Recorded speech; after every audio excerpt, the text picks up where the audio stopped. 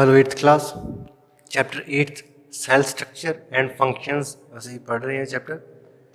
ਇਹਦੇ ਵਿੱਚ ਅਸੀਂ ਪਹਿਲਾਂ ਦੇਖਿਆ ਕਿ ਸੈਲਸ ਕੀ ਹੁੰਦੇ ਨੇ, ਸੈਲਸ ਦੀ ਸਟੱਡੀ ਕਿਸ ਤਰ੍ਹਾਂ ਕੀਤੀ ਜਾਂਦੀ, ਉਹਨਾਂ ਨੂੰ ਸੈਲ ਥਿਊਰੀ ਕੀ ਸੀ ਤੇ ਡਿਸਕਵਰੀ ਸੈਲ ਦੀ ਕਿਵੇਂ ਹੋਈ, ਇਸ ਬਾਰੇ ਅਸੀਂ ਪੜ੍ਹ ਚੁੱਕੇ ਹਾਂ। ਹੁਣ ਅਸੀਂ ਪੜ੍ਹਨਾ variation in numbers of cell in organism ਕਿ ਆਰਗੈਨਿਜ਼ਮਸ ਵਿੱਚ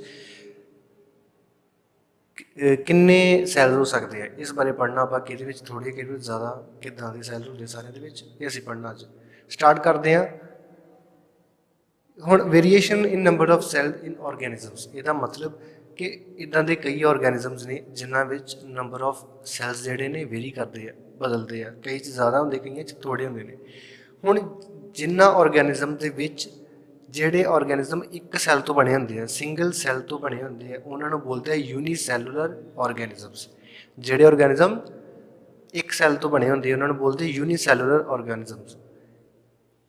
ਇਹ ਕੀ ਕਰਦੇ ਆ ਕਿ ਜਿਹਨਾਂ ਇਹ ਬਣੇ ਇੱਕ ਸੈੱਲ ਤੋਂ ਬਣੇ ਹੁੰਦੇ ਆ, ਇਹਨਾਂ ਦਾ ਇਹੀ ਸੈੱਲ, ਇੱਕੋ ਸੈੱਲ ਹੀ ਸਾਰੇ ਕੰਮ ਕਰਦਾ ਵਾ। ਕਿਹੜੇ ਸੈੱਲ? ਫੀਡਿੰਗ, ਖਾਂਦਾ ਵੀ ਹੈ, ਡਾਈਜੈਸ਼ਨ, ਪਚਾਉਂਦਾ ਵੀ ਹੈ, ਰੈਸਪੀਰੇਟਰੀ, ਸਾਹ ਵੀ ਲੈਂਦਾ ਵਾ, ਐਕਸਕ੍ਰੀਸ਼ਨ, ਉਹਨੂੰ ਖਾਦੇ ਪੀ ਪਚਾ ਕੇ ਬਾਹਰ ਵੀ ਕੱਢਦਾ, ਮੂਵਮੈਂਟ, ਤੁਰਨ ਫਿਰਨ ਵਿੱਚ ਇਹੋ ਕਰਦਾ, ਉਹੀ ਸੈੱਲ ਸਾਰੇ ਕੰਮ ਕਰਦਾ। ਅਤੇ ਰਿਪਰੋਡਕਸ਼ਨ, ਉਸ ਤੋਂ ਜਿਹੜਾ ਅੱਗੇ ਜਿਹੜਾ ਦੂਸਰਾ ਉਹਦਾ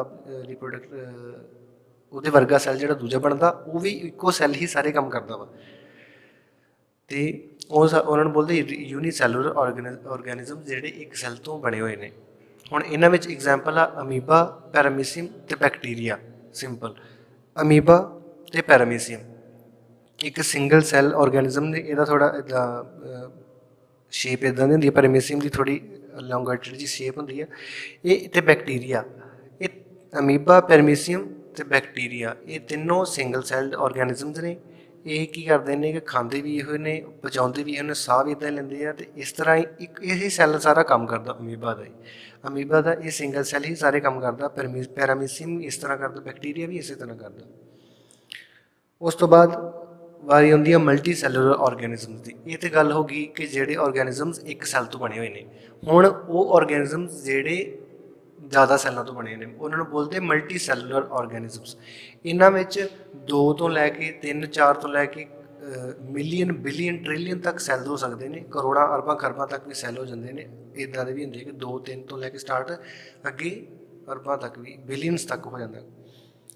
ਹੁਣ ਉਹਨਾਂ ਵਿੱਚ ਕਿਹੜੇ ਹੁੰਦੇ ਨੇ? ਜਿਹੜੇ ਮੋਸਟਲੀ ਪਲਾਂਟਸ ਹੋ ਗਏ, ਸਾਡੇ ਐਨੀਮਲਸ ਹੋ ਗਏ, ਹਿਊਮਨ ਵੀ ਵਿੱਚ ਹੀ ਇਹਦੇ ਵਿੱਚ। ਇਹ ਸਾਰੇ ਮਲਟੀ ਸੈਲੂਲਰ ਆਰਗੈਨਿਜ਼ਮਸ ਨੇ। ਇਹਨਾਂ ਵਿੱਚ ਮਿਲੀਅਨ ਅਤੇ billion, trillion number of cells ਹੁੰਦੇ ਨੇ। ਇਹਨਾਂ ਵਿੱਚ ਕੀ ਹੁੰਦਾ, ਇੱਕ ਸਿੰਗਲ ਸੈੱਲ ਜਿਹੜਾ ਹੁੰਦਾ ਵਾ ਉਹਨੂੰ ਬੋਲਦੇ ਆ ਫਰਟੀਲਾਈਜ਼ਡ ਐਗ। ਇੱਕ ਸਿੰਗਲ ਸੈੱਲ, ਉਹ ਉਸ ਸਿੰਗਲ ਸੈੱਲ ਤੋਂ ਦੂਸਰਾ ਸੈੱਲ ਰਿਪਰੋਡਿਊਸ ਕਰਕੇ ਦੂਸਰਾ ਸੈੱਲ ਬਣਦਾ, ਫਿਰ ਇਸ ਤਰ੍ਹਾਂ ਡਿਵਾਈਡ ਹੋ ਕੇ ਰਿਪਰੋਡਿਊਸ ਕਰਦੇ ਕਰਦੇ ਉਹ ਸਾਰਾ ਆਰਗੈਨਿਜ਼ਮ ਪੂਰਾ ਬਣਦਾ, ਜਿਸ ਵਿੱਚ ਰਿਪਰੋਡਿਊਸ ਕਰਕੇ ਇੱਕ ਸਿੰਗਲ ਸੈੱਲ ਤੋਂ ਪੂਰੇ ਆਰਗੈਨਿਜ਼ਮ ਬਣ ਜਾਂਦਾ, ਬਹੁਤ ਸਾਰੇ ਸੈੱਲ ਬਣ ਜਾਂਦੇ ਆ। ਇਹ ਹੋ ਗਈ ਮਲਟੀ ਸੈਲੂਲਰ ਆਰਗੈਨਿਜ਼ਮਸ। ਉਸ ਤੋਂ ਬਾਅਦ ਇਹਨਾਂ ਦੀ ਸ਼ੇਪਸ ਕਿੱਦਾਂ ਦੀ ਹੁੰਦੀਆਂ? ਸੈੱਲ ਸ਼ੇਪਸ, ਸੈੱਲ ਕਿੰਨੀਆਂ ਸ਼ੇਪਸ ਦੇ ਹੁੰਦੇ ਨੇ। ਹੁਣ ਜੇ ਦੇਖੋ ਇੱਥੇ ਇੱਕ irregular and as amoeba and white blood cells. Amoeba ਕਿੱਥੇ ਆ? ਅਮੀਬਾ ਦੇਖੋ ਤੁਸੀਂ, ਰੈਗੂਲਰ ਹੁੰਦੀ ਆ, ਬਿਲਕੁਲ ਇੱਕੋ ਜਿਹੀ ਉਹਦੀ ਉਹ ਹੋਵੇ, ਸ਼ੇਪ ਹੋਵੇ, ਪਰ ਇਹਦੀ ਇੱਕੋ ਜਿਹੀ ਨਹੀਂ ਆ, ਉਬੜ ਖਾਬੜ ਆ, ਰਫ ਆ ਬਿਲਕੁਲ, ਹੈ ਨਾ। ਰੈਗੂਲਰ ਮਤਲਬ ਸਮੂਥ, ਬਿਲਕੁਲ ਰੈਗੂਲਰ, ਪਰ ਇਰੈਗੂਲਰ ਮਤਲਬ ਜਿਹੜੀ ਸਮੂਥ ਨਹੀਂ ਹੈ, ਰਫ ਅਤੇ ਟੇਢੀ ਮੇਢੀ ਹੈ। ਅਮੀਬਾ ਵਾਂਗੂ ਇਹਦੀ, ਕਈਆਂ ਦੀ ਟੇਢੀ ਮੇਢੀ, ਅਮੀਬਾ ਵਾਂਗੂ ਸ਼ੇਪ ਹੁੰਦੀ ਹੈ। ਅਤੇ ਵਾਈਟ ਬਲੱਡ ਸੈੱਲ ਵੀ ਇਸੇ ਤਰ੍ਹਾਂ ਹੀ ਹੁੰਦੇ ਆ, ਟੇਢੇ ਮੇਢੇ ਹੀ। ਜਿਹੜੇ ਸਾਡੇ ਬਲੱਡ ਵਿੱਚ ਵਾਈਟ ਬਲੱਡ ਸੈੱਲ ਹੁੰਦੇ ਆ, ਉਹ ਵੀ ਇਸੇ ਤਰ੍ਹਾਂ ਦੀ ਸ਼ੇਪ ਦੇ ਹੁੰਦੇ ਨੇ। ਉਸ ਤੋਂ ਬਾਅਦ ਰੈੱਡ ਬਲੱਡ ਸੈੱਲਸ, ਇਹ ਰਾਊਂਡ ਹੁੰਦੇ ਨੇ। ਜਿਹੜੇ ਰੈੱਡ ਬਲੱਡ ਸੈੱਲਸ ਹੁੰਦੇ ਨੇ ਉਹ ਰਾਊਂਡ ਹੁੰਦੇ ਨੇ, ਰੈਗੂਲਰ ਹੁੰਦੇ ਨੇ, ਰਾਊਂਡ ਹੁੰਦੇ ਨੇ, ਸਫੈਰੀਕਲ ਹੁੰਦੇ ਆ। ਹੁਣ ਜਿਹੜੇ ਮਸਲਸ ਸਾਡੇ ਬੋਡੀ ਵਿੱਚ, ਜਿਹੜੇ ਮਸਲਸ ਦੇ ਜਿਹੜੇ ਸਾਇੰਸ ਆਪਾਂ ਯੂਜ਼ ਕਰਦੇ ਹਾਂ, ਉਹ ਜਿਹੜੇ ਸਾਡੀ ਬੋਡੀ ਵਿੱਚ ਹੁੰਦੇ ਨੇ, ਜਿਹਨਾਂ ਨੂੰ ਆਪਾਂ ਯੂਜ਼ ਕਰਕੇ ਆਪਾਂ ਸਾਰਾ ਕੰਮ ਕਰਦੇ ਹਾਂ ਆਪਣਾ, ਉਹ ਹੁੰਦੇ ਨੇ ਲੌਂਗ ਪੁਆਇੰਟਡ ਵਿਦ 2 ਐਂਡਸ। ਜਿਹੜੇ ਲੰਬੇ ਲੰਬੇ ਥੋੜ੍ਹੇ ਮਸਲਸ ਹੁੰਦੇ ਨੇ, ਉਹ ਸੈੱਲਸ ਲੰਬੇ ਹੁੰਦੇ ਨੇ ਮਸਲਸ ਦੇ। Elongated and branched as the nerve cell. Nerve cell ਦੀ ਤਾਂ ਡਾਇਗਰਾਮ ਬਣਾਈ ਹੈ। ਨਰਵ ਸੈੱਲ ਜਿਹੜੇ ਸਾਡੇ ਬ੍ਰੇਨਸ ਦੇ ਵਿੱਚ ਹੁੰਦੇ ਨੇ, ਇਹ ਲੰਮੇ ਹੋਏ ਅਤੇ ਇਹਨਾਂ ਦੀਆਂ ਬ੍ਰਾਂਚਸ ਨਿਕਲੀਆਂ ਹੁੰਦੀਆਂ ਵਾ, ਇਸ ਤਰ੍ਹਾਂ ਹੁੰਦੇ ਨੇ। ਉਸ ਤੋਂ ਬਾਅਦ ਕਿਡਨੀ ਔਰ ਬੀਨ ਸ਼ੇਪਡ ਐਜ਼ ਗਾਰਡ ਸੈੱਲਸ। ਜਿਹੜੇ ਗਾਰਡ ਸੈੱਲਸ ਆ ਪਲਾਂਟਸ ਦੇ ਵਿੱਚ, ਉਹ ਕਿਡਨੀ ਸ਼ੇਪਡ ਹੁੰਦੇ ਨੇ, ਬੀਨ ਸ਼ੇਪਡ ਕਿਡਨੀ ਸ਼ੇਪਡ। ਉਸ ਤੋਂ ਬਾਅਦ long and rectangular as mesophyll cells in leaf. ਜਿਹੜਾ ਮੈਸੋਫਿਲ ਸੈਲਜ਼ ਲੀਵਸ ਦੇ ਵਿੱਚ ਹੁੰਦੇ, ਜਿਹੜੇ ਪਲਾਂਟਸ ਦੇ ਵਿੱਚ ਲੀਵਸ ਦੇ ਵਿੱਚ ਹੁੰਦੇ ਨੇ, ਉਹ ਲੌਂਗ ਹੁੰਦੇ ਨੇ, ਲੰਬੇ ਅਤੇ ਰੈਕਟੈਂਗੂਲਰ ਹੁੰਦੇ ਨੇ। ਉਸ ਤੋਂ ਬਾਅਦ ਆਪਾਂ ਦੇਖਣਾ ਸੈੱਲ ਸਾਈਜ਼ਸ। ਸੈੱਲ ਕਿੰਨੇ ਸਾਈਜ਼ ਦੇ ਹੁੰਦੇ ਨੇ। ਸਾਈਜ਼ ਅਸੀਂ ਸਟਾਰਟ ਕਰਨੇ ਆ ਕਿ ਅਮੀਬਾ ਤੋਂ ਸਟਾਰਟ ਕਰਦੇ ਹਾਂ, ਸੌਰੀ ਸੈੱਲ ਇੱਕ ਆਪਾਂ ਸੈਂਟੀਮੀਟਰ ਦੇਖਦੇ ਹਾਂ। 1 ਮੀਟਰ ਚਲੋ ਮੰਨ ਲੈਂਦੇ 1 ਮੀਟਰ। 1 ਮੀਟਰ ਦੇ 1 ਮੀਟਰ ਵਿੱਚ ਕਿੰਨੇ ਸੈਂਟੀਮੀਟਰ ਹੁੰਦੇ ਨੇ? 100 ਸੈਂਟੀਮੀਟਰ ਹੁੰਦੇ ਨੇ 1 ਮੀਟਰ ਦੇ ਵਿੱਚ। ਹੁਣ 1 ਮੀਟਰ ਦੇ ਵਿੱਚ ਦਾ 100th ਪਾਰਟ ਕਿਹੜਾ 100th ਪਾਰਟ ਕਿਹੜਾ ਹੋ ਗਿਆ? 1 ਸੈਂਟੀਮੀਟਰ। ਜੇ ਆਪਾਂ 100 ਪਾਰਟਸ 1 ਸੈਂਟੀਮੀਟਰ ਹੋਏਗਾ ਤਾਂ ਇਹਦਾ ਮਿਲੀਅਨਥ ਕਿਹੜਾ ਹੋਏਗਾ ਪਾਰਟ? ਮਿਲੀਅਨ ਮਤਲਬ 10 ਲੱਖ। ਇੰਨਾ ਛੋਟੇ ਵੀ ਹੋ ਜਾਂਦੇ ਨੇ, ਬਹੁਤ ਛੋਟੇ। 1 ਮੀਟਰ ਦਾ 10 ਲੱਖ ਵਾਲਾ ਹਿੱਸਾ ਉਨੇ ਛੋਟੇ, ਜਾਂ ਫਿਰ ਕੁਝ ਸੈਂਟੀਮੀਟਰ ਲੰਮੇ ਵੀ ਹੋ ਜਾਂਦੇ ਨੇ ਕਈ ਸੈੱਲ। ਇਹ ਬੜੇ ਸਾਈਜ਼ਸ ਦੇ ਵਿੱਚ ਪਾਏ ਜਾਂਦੇ ਨੇ। ਹੁਣ ਜਿਹੜਾ ਸਭ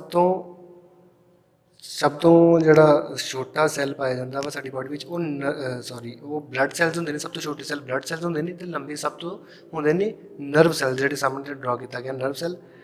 ਇਹ ਸਭ ਤੋਂ ਲੰਬੇ ਹੁੰਦੇ ਨੇ, ਲਾਰਜੈਸਟ, ਕਿਉਂਕਿ ਬ੍ਰਾਂਚਸ ਹੁੰਦੀਆਂ ਲੰਬੇ ਹੁੰਦੇ ਨੇ ਮਸਲਸ। ਤੇ ਪਲਾਂਟਸ ਦੇ ਵਿੱਚ ਇੱਕ ਇਸ ਤਰ੍ਹਾਂ ਦਾ ਇੱਕ ਸੈੱਲ ਹੈਗਾ ਵਾ ਜਿਹੜਾ ਕਿ 10 ਸੈਂਟੀਮੀਟਰ ਲੌਂਗ ਹੋ ਜਾਂਦਾ ਵਾ। 10 ਸੈਂਟੀਮੀਟਰ ਲੌਂਗ ਐਸੀਟਾਬੂਲਾਰੀਆ ਇੱਕ ਸੈੱਲ ਵਾ ਜਿਹੜਾ 10 ਸੈਂਟੀਮੀਟਰ ਲੰਮਾ ਹੋ ਜਾਂਦਾ ਵਾ। ਇਸ ਬਾਰੇ ਅੱਜ ਅਸੀਂ ਪੜ੍ਹ ਚੁੱਕੇ ਹਾਂ ਵੇਰੀਏਸ਼ਨ ਆਫ ਸੈਲਸ ਇਨ ਆਰਗੈਨਿਜ਼ਮ। ਯੂਨੀਸੈਲੂਲਰ ਆਰਗੈਨਿਜ਼ਮ ਕਿਹੜੇ ਹੁੰਦੇ ਨੇ, ਮਲਟੀ ਸੈਲੂਲਰ ਆਰਗੈਨਿਜ਼ਮ ਕਿਹੜੇ ਹੁੰਦੇ ਨੇ, ਸੈੱਲ ਦੀਆਂ ਸ਼ੇਪਸ ਕਿੰਨੇ ਤਰ੍ਹਾਂ ਦੀਆਂ ਹੁੰਦੀਆਂ, ਸੈੱਲ ਦੀਆਂ ਸਾਈਜ਼ਸ ਕਿੰਨੇ ਤਰ੍ਹਾਂ ਦੇ ਵੇਰੀ ਕਰਦੇ, ਇਹ ਅਸੀਂ ਪੜ੍ਹ ਚੁੱਕੇ ਹਾਂ। ਹੁਣ ਜਿਹੜੇ ਨੈਕਸਟ ਵਿੱਚ ਚੈਪਟਰ ਅਸੀਂ ਨੈਕਸਟ ਲੈਕਚਰ ਵਿੱਚ ਪੜ੍ਹਾਂਗੇ, ਉਹ ਪੜ੍ਹਾਂਗੇ relation between structure and function ਅਤੇ ਸੈੱਲ ਸਟਰਕਚਰ ਐਂਡ ਫੰਕਸ਼ਨਸ। ਇਸ ਬਾਰੇ ਅਸੀਂ ਪੜ੍ਹਾਂਗੇ। ਅੱਜ ਵਾਸਤੇ ਇਹ ਟੌਪਿਕ ਤੁਸੀਂ ਯਾਦ ਰੱਖੇ, ਮਲਟੀ ਸੈਲੂਲਰ ਅਤੇ ਯੂਨੀਸੈਲੂਲਰ, ਇਹ ਵਾਲੀਆਂ ਟਰਮਸ ਸਾਨੂੰ ਯਾਦ ਹੋਣੀ ਚਾਹੀਦੀਆਂ ਬਿਲਕੁਲ। Thank you.